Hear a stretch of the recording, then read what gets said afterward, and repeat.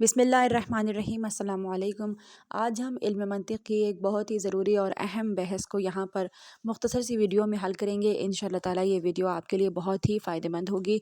हम बात कर रहे हैं दलालत वज़ाई लफ्ज़ी की। दलालत, सबसे पहले हम ये समझेंगे कि दलालत किसे कहते हैं, दलालत के जो जुज़्व हैं वो क्या हैं, यानी कौन सी दो बुनियादी चीज़ें हैं कि जो दलालत के लिए लाजिम हैं। तो दलालत में दो चीज़ें हैं, इसके दो जुज़्व हैं, एक दाल है और एक मदलूल है। दाल वो लफ्ज़ जिसको वज़ा किया गया हो, और मदलूल वो चीज़ कि जिसके लिए वज़ा किया गया हो, यानी वो लफ्ज़ जिसको ज़ाहिर करता हो, उस लफ्ज़ के ज़रिए जिस चीज़ का ख़याल हमारे ज़हन में आ जाता हो।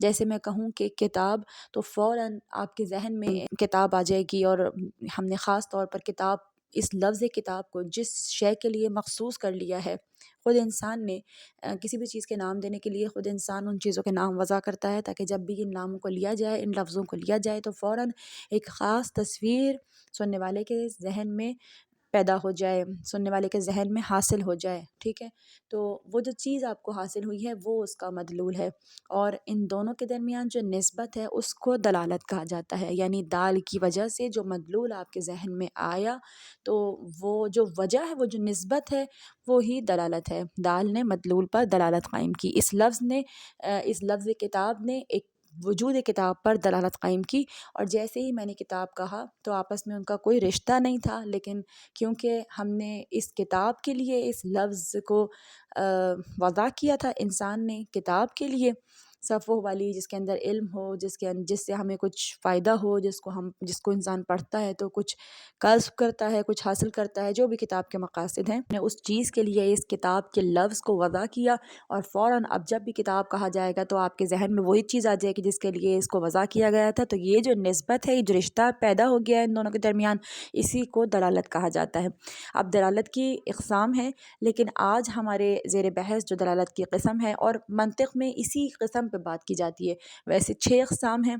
दलालत अक़लिया, लफ्ज़ी और गैर लफ्ज़ी है। दलालत तबाई, लफ्ज़ी और गैर लफ्ज़ी है। दलालत वज़ाई, ये भी लफ्ज़ी और गैर लफ्ज़ी है। लेकिन मंतिक़ में जिस पर बहस की जाती है, वो दलालत लफ्ज़ी पे की जाती है। इसकी 3 अक़साम आज हम बयान करने वाले हैं। तो दलालत वज़ाई लफ्ज़ी में सबसे पहली दलालत जो है वो होती है मुतलक़न, यानी पूरी चीज़ पर दलालत कायम करना, जिसको हम कहते हैं कि दलालत मुताबिक़ी। ऐसा लफ्ज़ जो किसी पूरे वजूद पर दलील बने। मिसाल, ये मेरा घर है, तो लफ्ज़ घर जो है वो पूरे वजूद ख़ाना पर दलालत कर रहा है। घर की दीवारें भी, घर का किचन भी, घर के कमरे भी, और घर का बागीचा भी, घर का सहन भी, और घर की तमाम चीज़ें। मैंने कहा कि ये मेरा घर है, तो घर से मुराद सारा घर। या मैं कहूँ कि ये मेरी किताब है, तो अब किताब का सरवर्क़ भी, किताब के सफ़हात भी, किताब का मौज़ू भी, जो कुछ भी उस किताब के अंदर मौजूद है, मैंने इस लफ्ज़ किताब को पूरे वजूद किताब पर दलील बनाया। ठीक है, तो इसको कहते हैं दलालत मुताबिक़ी। दूसरी दलालत है दलालत तज़म्मुनी। तज़म्मुनी दलालत ये है कि जो किसी एक ख़ास जुज़्व पर दलालत करे। जैसे मैं कहूँ कि मेरे घर में रंग हो रहा है, तो यहाँ पर ये जो लफ्ज़ घर है, अब ये पूरे घर पे दलालत नहीं करेगा, बल्कि घर के फ़कत दरो दीवार पर जिन पर रंग हो सकता है, उन पर दलालत कर रहा है।